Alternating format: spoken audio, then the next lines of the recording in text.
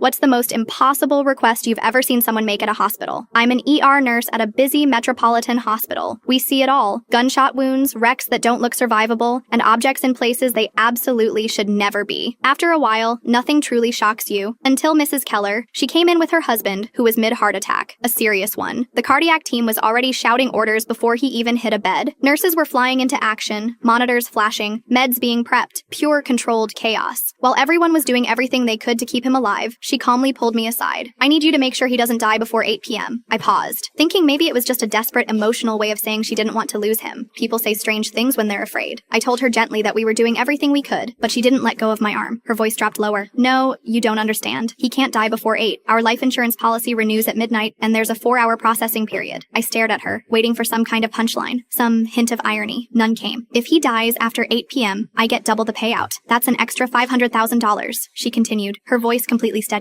So, if things start going downhill, maybe just slow it down. She said it like she was asking for a favor in a grocery store line. Meanwhile, her husband was barely clinging to life a few feet away. He was actively dying, and she was out here trying to time it for a higher payout. I was stunned. I've worked long enough in the ER to know grief can make people say wild things, but this wasn't panic. This wasn't trauma talking. It was cold, calculated, and intentional. Against all odds, the team managed to stabilize him around 6 p.m. His vitals were fragile, but he was alive. Barely. I checked on them later that evening. She was sitting beside him, holding his hand, tears streaming down her face. For half a second, I thought maybe I'd misjudged the whole thing. Maybe she'd snapped earlier, said something she didn't mean. Then I heard her whisper, "Just hang in there, okay? Just 2 more hours. You can do this." It chilled me. I reported everything immediately to my supervisor and hospital security. I couldn't ignore it. They opened an investigation within hours. What they uncovered was horrifying. Turns out, she had recently updated his life insurance policy, nearly doubling the payout. The change had gone through just weeks earlier, and the toxicology report sealed it. He'd been ingesting antifreeze. Small amounts, administered over time, added to his coffee every morning. It was enough to deteriorate his health gradually, to make him feel tired, sick, weak, just enough to set the stage for a cardiac event. Subtle enough that if he had died, no one would have thought twice. It would have looked like natural causes, brought on by age or stress or genetics. But he didn't die. He pulled through, and when the truth came out, she was arrested and eventually sentenced. She's in prison now. I've seen people come in with all kinds of motives. Some lie, some run, some beg for forgiveness, while it's too late. But this was different. This was someone calculating down to the hour how to turn a person's final moments into a financial opportunity. Some people really will do anything for money, even time a loved one's death to the minute.